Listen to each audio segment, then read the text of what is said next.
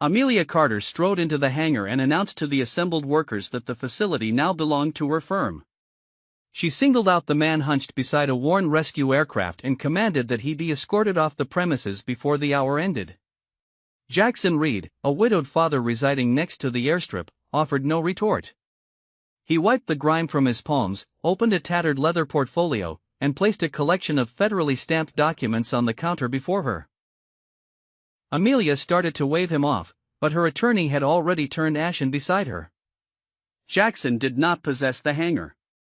He owned the sole stretch of ground linking it to the heavens. Why had Jackson concealed that title for 12 years?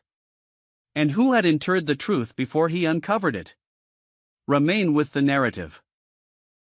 The dawn chill over Blackidge Airfield seeped into bones long before sunrise, a familiar cold to pilots who had flown rescue sorties, battled wildfires, and transported the injured across treacherous mountain passes unreachable by larger craft. Jackson Reed had spent most of his existence beside that runway, first as a youth observing his father, later as a rescue pilot himself, and now as a mechanic raising a daughter alone. His spouse had perished from cardiac illness 6 years prior, leaving him a modest wooden dwelling at the property's edge and a 9-year-old girl named Mia, who still inquired about her mother's return. That morning unfolded like most, a hasty breakfast and a request to David Walker, the airfield's longtime steward, to drive Mia to school.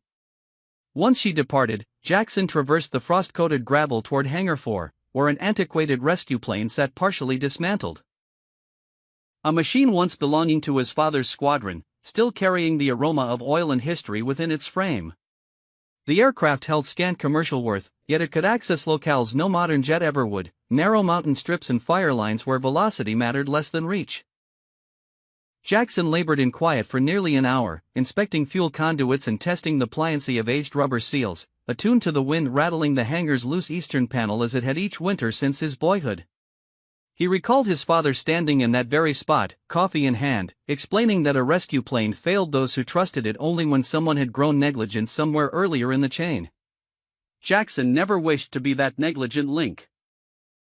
He kept a compact toolbox bearing his father's initials burned into the lid, each implement inside still exuding the faint scent of engine oil that never seemed to dissipate, regardless of years past. David arrived soon after with news that settled heavily over the hangar. Carter Aerospace had finalized its purchase of most of the airfield structures, and the new proprietors intended to transform Blackidge into a private terminal for affluent clients and personal jets. Jackson asked, without raising his voice, whether the buyers had examined every piece of property records before signing. David admitted they had concentrated solely on the hangars, fuel depot, and main office, and that no one from the new company had once inquired about the runway itself. Jackson gazed through the wide hangar doors toward the long concrete strip spanning the valley floor, and he recognized that the confrontation his father had once forewarned was finally arriving.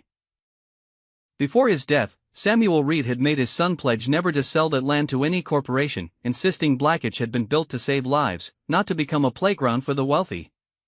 Jackson kept that vow to himself and resumed his work as though the morning were ordinary, even as a convoy of expensive vehicles rolled slowly through the front gate.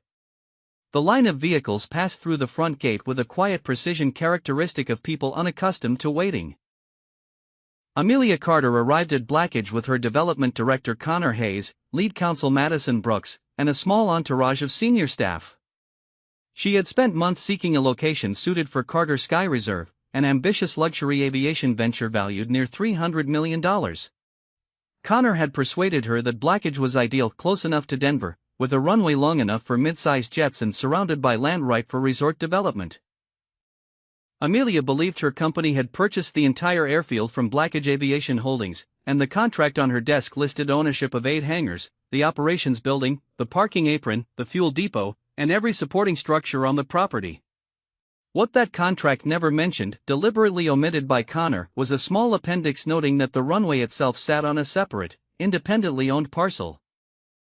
When Amelia stepped into Hangar 4, she found Jackson working on the old plane, his clothes stained with oil and loose parts scattered across a nearby table, and she assumed he was merely a mechanic unaware of the sale. She introduced herself as the new owner and ordered him to vacate the hangar by day's end.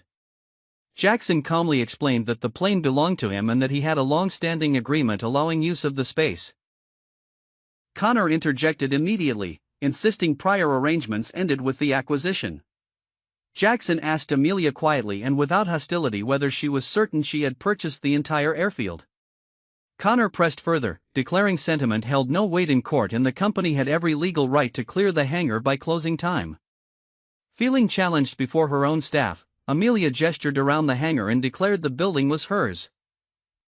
Jackson rinsed his hands, retrieved the leather case from a locked cabinet, and laid documents before Madison. The first was a land deed recorded with Jefferson County. The second was a copy of the original federal land patent accompanied by a survey map showing a narrow strip running the full length of the airfield. Madison checked the parcel number against her tablet's file and fell silent.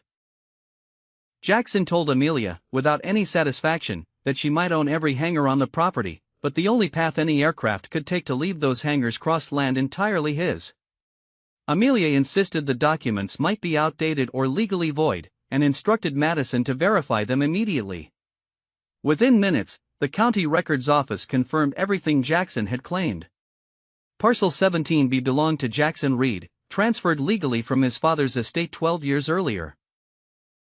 What made the parcel unusual was its shape, barely wider than the runway itself, yet stretching nearly 2 kilometers, encompassing both turnaround zones and safety buffers at either end. Blackidge Aviation Holdings had owned every building surrounding the strip but had never once owned the strip itself. Amelia turned to Connor and demanded why something so significant had never surfaced during due diligence. Connor blamed outside counsel and insisted the problem was minor, easily resolved if Amelia used her company's financial weight to buy the parcel outright. She asked Jackson his price. He told her the runway was not for sale. Connor laughed and offered $10 million, then $15 million, certain everything eventually had a price tag, reminding Jackson that a man raising a daughter alone could use such money for far more practical things than an old runway. Jackson merely looked at him and said some things were never for sale, regardless of how the offer was dressed. Jackson still refused, explaining the land carried a conservation covenant his father had established years earlier, recorded alongside the deed and not simply dissolved because a wealthier buyer wished it away. Connor's smile faded slightly when he realized the offer he assumed irresistible meant nothing to a man who valued something the company's checkbook could not touch. As long as the runway continued serving rescue flights, wildfire response, medical transport, and community training, Jackson would lease its use for one symbolic dollar annually. But if the owners of the surrounding buildings ever converted Blackidge into an exclusive private terminal, that right of use would be suspended automatically, and Carter Sky Reserve violated that condition entirely. Amelia realized her company had spent tens of millions acquiring an airfield it could not legally operate as intended. She accused Jackson of waiting until the deal closed to reveal himself, hoping for a payout. Jackson denied it, telling her he had sent 3 separate warning letters before the contract was ever signed. Amelia had never seen any of them, and every eye in the room slowly turned toward Connor. Madison requested immediate access to the company's internal correspondence system, and within the hour, she confirmed all 3 letters had been delivered, scanned, and logged into the legal database exactly as he described. Yet each had been quietly moved into a folder marked "No action required" only hours after arrival. The employee approving that filing worked directly under Connor and had resigned from the company the moment the Blackidge deal was finalized. Connor called it an administrative oversight, and Amelia wanted to believe him, since he had worked alongside her father for years and guided the company through several difficult moments. She remembered him standing beside her at her father's funeral, steady and reassuring while everything else felt uncertain, and some part of her resisted the idea that a man once so loyal could be capable of deliberate deception. Still, the timing troubled her more than she wished to admit, and she found herself rereading the file, searching for an innocent explanation that refused to appear. Jackson warned that the missing letters were not the greatest danger. The runway lighting system, emergency evacuation route, and emergency communication station had already been ordered removed on Connor's instruction to make room for a planned lounge for private clients. That removal put Blackidge at risk of losing its certification to receive emergency rescue flights altogether. Amelia insisted she had never approved destruction of any safety equipment, and Connor called it only preliminary preparation to save time later in the project. At that moment, Hunter Collins, a federal aviation safety inspector, arrived at the airfield after receiving a report that emergency support systems had been disabled without authorization. He ordered an immediate halt to all construction pending inspection. Amelia assumed Jackson had filed the complaint to pressure her into abandoning the project, but Hunter revealed the report had come anonymously from an internal Carter Aerospace account, proof someone inside already understood how dangerous Connor's decisions had become. After the group dispersed, Amelia sought Jackson privately and asked why he had never approached her directly before the sale closed. He told her he had visited Carter Aerospace headquarters twice, only to be turned away by security both times. During the second visit, Connor had personally met him in the lobby and promised to forward the documents himself. Jackson had believed him, partly because Connor had known his father's name and spoken of him with what seemed like genuine respect, the kind of familiarity that made a busy man's promise feel trustworthy, even to someone naturally cautious of strangers in expensive suits. Amelia began recognizing her own arrogance in that moment, realizing how completely she had insulated herself behind filtered reports and layers of staff, losing touch with the people whose lives her decisions shaped. Still uncertain whether to fully trust him, she asked for 48 hours to investigate everything herself. Jackson agreed on the condition that no construction equipment approached the runway during that time. Connor, standing just outside the hangar, overheard the entire exchange. And once no one was watching, he sent a short message from his phone reading simply, "Proceed tonight." That evening, Jackson stayed behind in the hangar to finish repairing the rescue plane's fuel system while David went home and the airfield emptied around him. Close to midnight, he heard the heavy rumble of construction machinery approaching from the northern end of the runway and stepped outside to find a bulldozer advancing toward the lighting system. The operator claimed he had received direct orders from Carter Aerospace Management, and Jackson told him to stop immediately since the area remained under federal restriction pending inspection.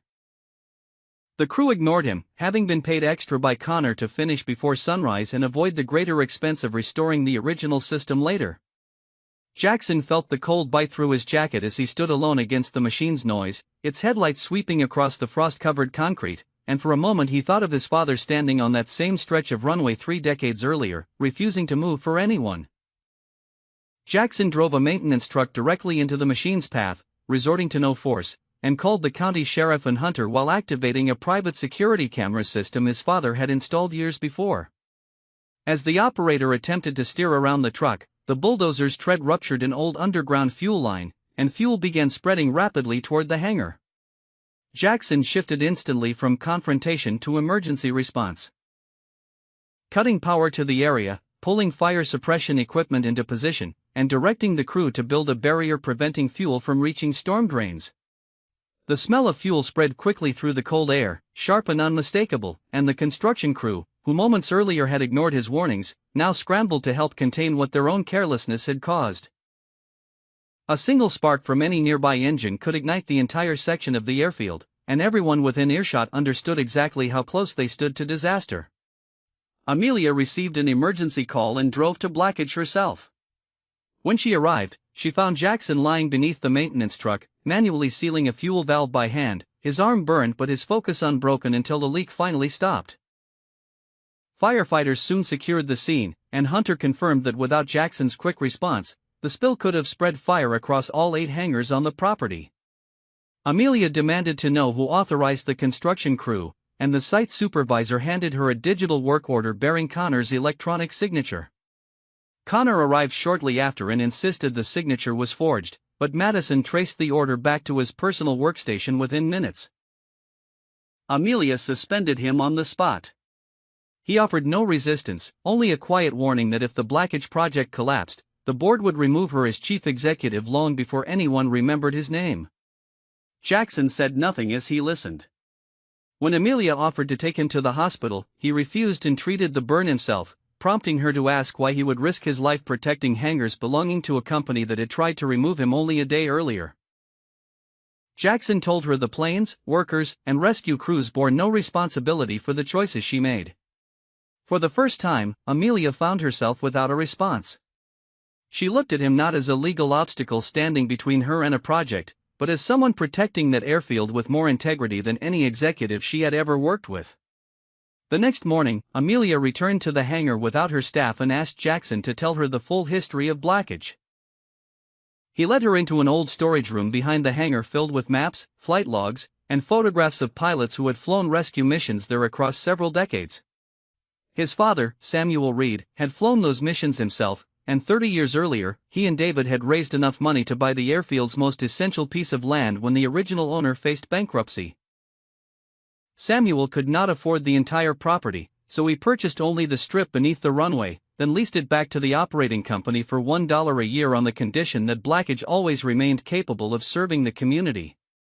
12 years earlier, a massive wildfire had broken out near Denver, and Samuel flew multiple evacuation missions before a mechanical failure claimed his life on his final flight, though not before saving 2 medical workers trapped below. Jackson still remembered the phone call before dawn, the flat voice of a dispatcher telling him his father's plane had gone down in the trees north of the ridge, and the strange stillness that followed, as though the whole valley had gone quiet out of respect. Ownership of the runway passed to Jackson afterward. At the time, he was serving as a military rescue pilot, and he left the service years later to care for his ailing wife and raise their daughter. Since returning to Blackage, he had quietly maintained the runway using his own savings, refusing every offer to sell.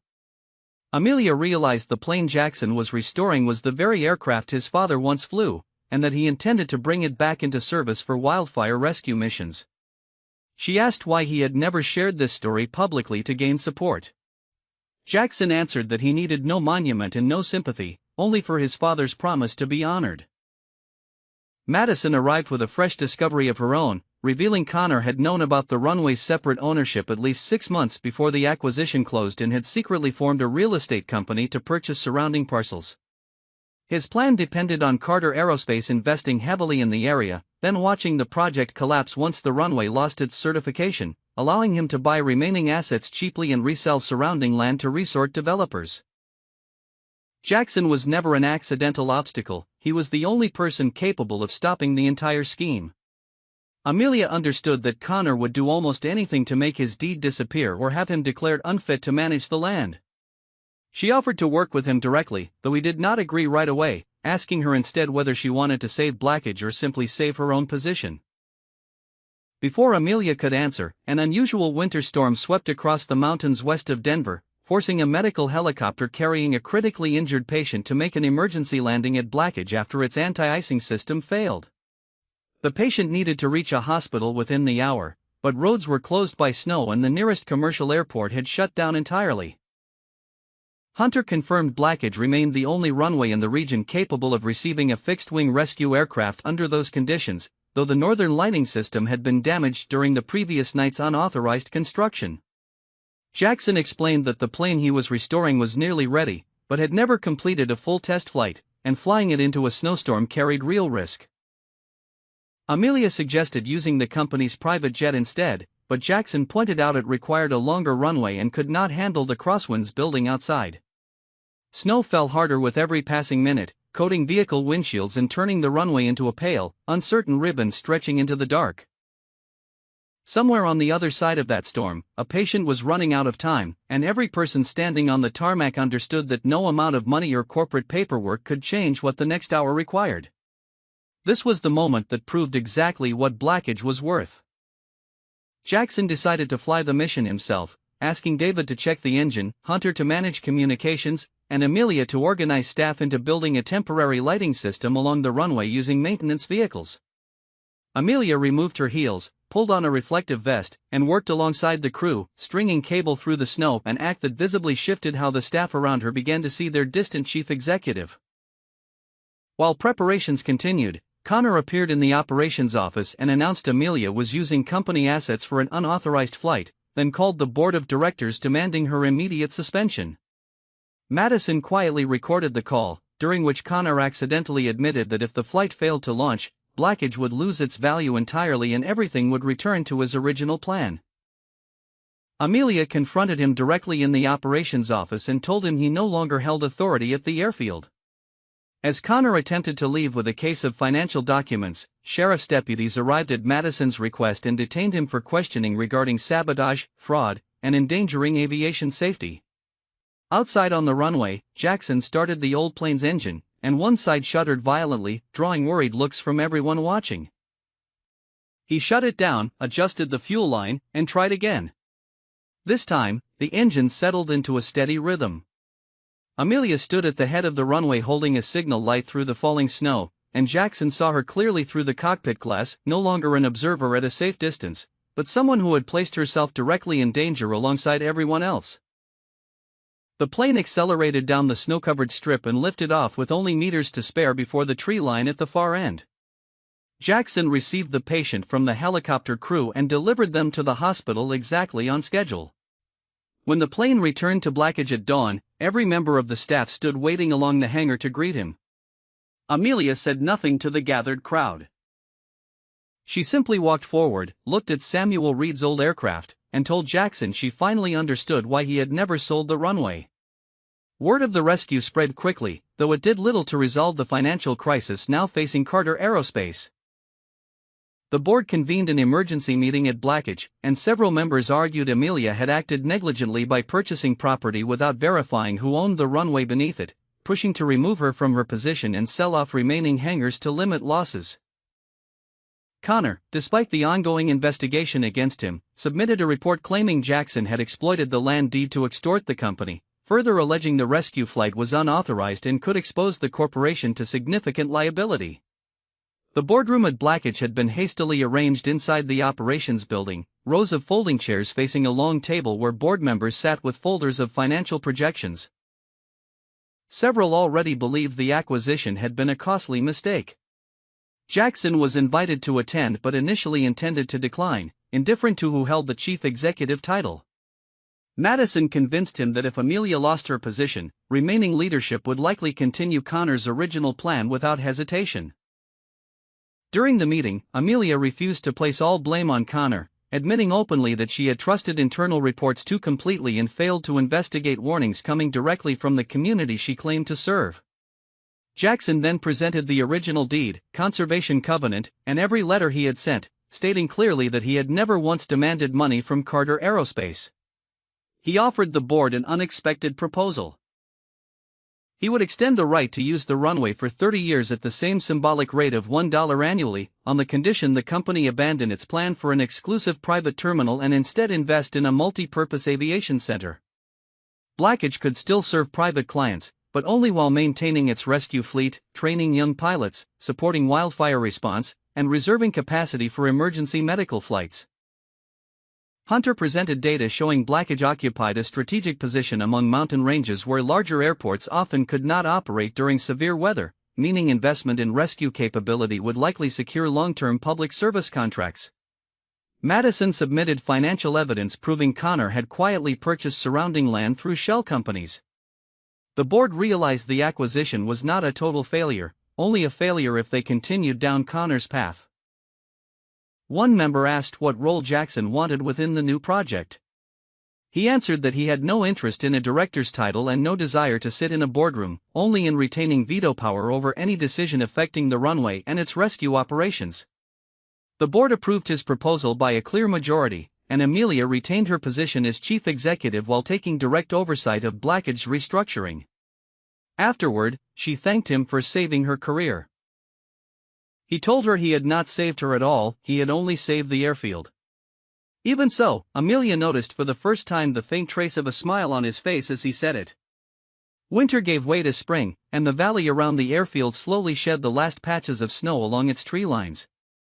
6 months later, Blackidge Airfield looked almost entirely different. The hangars had been repaired while keeping their original architecture. The runway lighting system had been fully modernized. The emergency communication station was restored, and a new rescue training center had been built beside the original hangar. Carter Aerospace signed contracts with the state to support wildfire response and medical transport, funding the community rescue fleet through revenue earned from its private maintenance services. Connor faced formal charges for fraud, property destruction, concealment during the acquisition, and manipulation of surrounding land values, and every parcel controlled through his shell companies was frozen pending investigation. Amelia changed how she ran the company, establishing a direct channel for employees and community members to raise concerns without those messages being filtered through layers of management. She began visiting Blackage regularly, no longer arriving with a convoy of luxury vehicles or a crowd of assistants. Her relationship with Jackson developed slowly, built through ongoing disagreements about budgets, hangar design, and how many commercial flights the airfield could reasonably support. Yet those disagreements no longer came from suspicion, but from a shared determination to protect the same place. Jackson finished restoring his father's plane, marking its body only with the small emblem of the Blackage Rescue Unit rather than the Carter Aerospace logo. Amelia respected that choice without argument. At the dedication ceremony for the new rescue center, she spoke to staff and the surrounding community, openly admitting she had once believed owning a building meant controlling everything around it. She told them Jackson had taught her that an airfield's true value had nothing to do with expensive aircraft and everything to do with the people it could bring safely home. A light wind moved through the gathered crowd, carrying the faint smell of fresh paint from the newly finished training center, and rows of folding chairs sat filled with mechanics, pilots, and families who had once depended on Blackage in ways few of them ever spoke about openly. Jackson did not stand on the stage that day. He watched from the hangar doorway, the same spot where the first confrontation had taken place months earlier. David asked whether he still believed Amelia was only trying to save her own position. Jackson watched her speaking with rescue pilots across the tarmac and answered simply that he no longer believed that at all. A year later, Blackage had become one of the region's most important rescue aviation centers. The story closes on an afternoon when Jackson prepared for the first official training flight aboard his father's restored plane. Mia appeared for the second and final time in the narrative, running forward to hand her father their grandfather's old flight pin before stepping back to stand beside David. Amelia arrived at the hangar dressed simply, without a single assistant, and handed Jackson a new folder of documents. He assumed it was another business contract, but inside was a permanent legal commitment from Carter Aerospace protecting the community purpose of Blackage, binding even beyond Amelia's tenure as chief executive. Its final clause prohibited the company from ever pressuring the Reed family to sell the Runway. Jackson asked why she had voluntarily given up any future claim to the most valuable piece of land on the property. She told him that owning something was never a requirement for protecting it, and that answer alone proved how much she had changed since the day they first met. Jackson handed her the key to the passenger seat and asked if she wanted to join the flight. She looked at the old aircraft, hesitated only a moment, then agreed.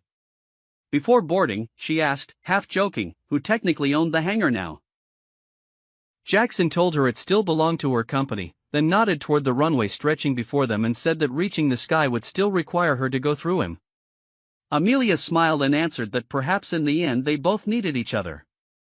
The plane rolled slowly out of the hangar and onto the runway Samuel Reed had once given everything to protect. David and Mia stood at a safe distance, watching it lift into the clear afternoon sky. From above, Amelia no longer saw Blackage as a failed acquisition or a piece of land to be priced and sold. She saw it as a promise carried forward from one generation to the next. Jackson had never defeated her with a deed of ownership. He had simply given her the chance to become the kind of leader worthy of standing on that runway at all.